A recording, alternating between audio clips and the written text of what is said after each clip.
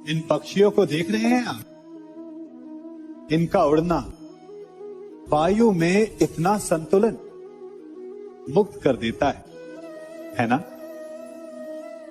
इन्हें उड़ते देख आपके मन में भी इच्छा होती हो कि इन्हीं की भांति आप भी स्वतंत्रता से उड़ पाए। ईर्ष्या होती है ना जब आप इन्हें खुले आकाश में ऐसे विचरण करते देखते हैं।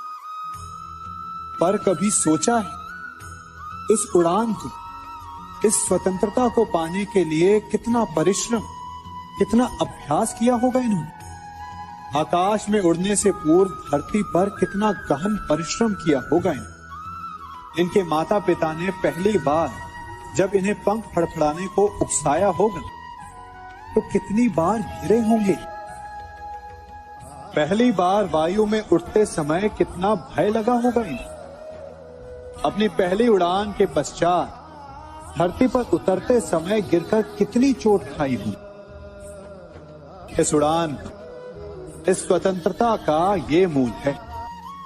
यदि आप ये दे सकते हैं तो अवश्य आप भी इस स्वतंत्रता को पा सकते हैं। इन पक्षियों की भांति ही अपने चारों ओर जब भी आप किसी सफल मनुष्य को देखें तो उससे ईर्ष्या ना करें। उसके परिश्रम और पीड़ा को समझने का प्रयास करें जो उसने यहां तक पहुंचने में पाई है। प्रेरणा लें, प्रयास करें और स्वयं भी सफल हो जाएं।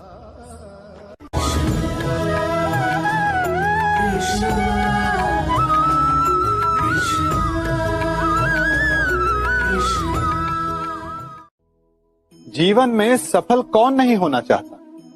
पद में, प्रतिष्ठा में आकाश जैसी ऊंचाई किसे नहीं चाहिए? स्थिरता में भूमि जैसी दृढ़ता किसे नहीं चाहिए? सभी को चाहिए। परंतु सफलता का पुष्प अपने साथ अहंकार का कांटा भी लाता है।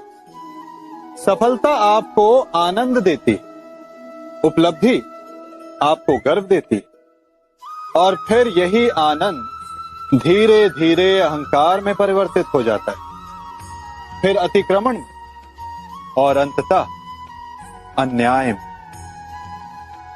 और यही से सफलता का नाश प्रारंभ हो जाता है।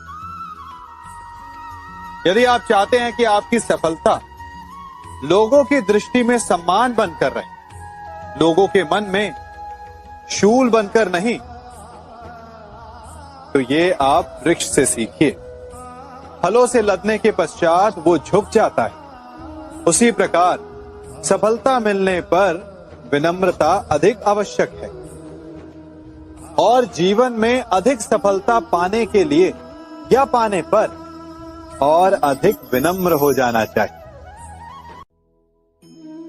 आज आपसे एक पहेली पूछता हूं कि संसार में सबसे अनमोल क्या है? आप में से कुछ कहेंगे स्वर्ण, कुछ कहेंगे मोती, कुछ कहेंगे हीरा। तो इसमें पहेली क्या हुई? पहेली ये है कि जो संसार में सबसे अनमोल है वही संसार में सबसे सस्ता भी है। वो हर पल मरता भी है और सदा जीवित भी रहता है। वो सबसे बड़ा शत्रु भी है और सबसे बड़ा मित्र भी। पूछिए क्या है वो? मैं बताता हूं। वो है समय। यदि आप हर पल का सदुपयोग करेंगे तो वो सबसे अनमोल है। दुरुपयोग करेंगे या व्यर्थ करेंगे तो वो सबसे सस्ता है, क्योंकि इसे खरीदने के लिए कोई मुद्रा की आवश्यकता नहीं होती। व्यर्थ करेंगे तो हर पल मरता है, परंतु हम सब के मर जाने के पश्चात भी यही है जो जीवित भी रहेगा। यही है जो यदि आपके साथ है तो आपका सबसे बड़ा मित्र है, और यही यदि आपके विरुद्ध है तो आपका सबसे बड़ा शत्रु। अब ये आप पर निर्भर करता है कि आप इसका उपयोग कैसे करते हैं। आप इसे अनमोल बनाते हैं या इसे यूं ही नष्ट करते हैं? इसे मित्र बनाते हैं या शत्रु? इसे हर पल जीते हैं या हर पल मारते हैं? ध्यान रहे, समय से बड़ा धन और कोई नहीं, और इसका आभास मनुष्य को तब होता है जब उसका अंतिम समय निकट आ जाए। आप सब ने अपने जीवन में एक कहावत तो सुनी ही होगी कि एक चुप 100 को हराए। सुनी है ना? और इसीलिए कई बार हम जीवन में चुप रहते हैं, मौन रह जाते हैं, क्योंकि यह सत्य है कि एक मूर्ख के लिए मौन रहने से अधिक श्रेयस्कर उत्तर और कुछ भी नहीं हो सकता। परंतु क्या जीवन में सदैव मौन रह, सदैव चुप रहना क्या उचित होता है? नहीं। जहां पाप का बल बढ़ रहा, जहां छल हो रहा, वहां मौन रहने से अधिक गंभीर अपराध और कुछ नहीं हो सकता। मौन रहकर कदाचित आप समस्या से बच जाएं, परंतु आप संसार को समस्याओं में उलझा देते हैं। इतिहास साक्षी है कि पापियों के उद्दंडता ने संसार को इतनी हानि नहीं पहुंचाई जितना कि सज्जनों के मौन ने पहुंचाई। यदि कोई मूर्ख बोल रहा है तो मौन रहना उचित है, परंतु यदि कहीं अपराध हो रहा, छल हो रहा, तो उठिए और विरोध कीजिए, क्योंकि आप भले ही न सही, परंतु आपकी आने वाली पीढ़ी इस पाप के दंड को अवश्य सहेगी।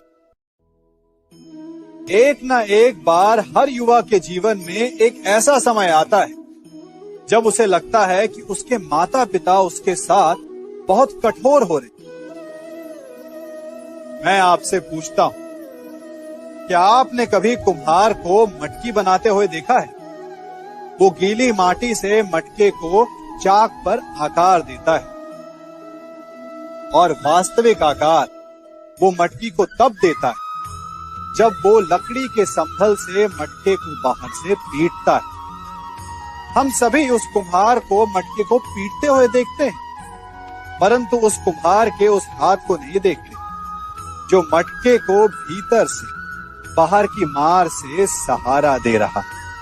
हमारे माता पिता भी ऐसे ही होते, अपनी संतान के भले के लिए, उसके भविष्य को आकार देने के लिए कभी कभी वो कठोरता को भी अपनाते हैं।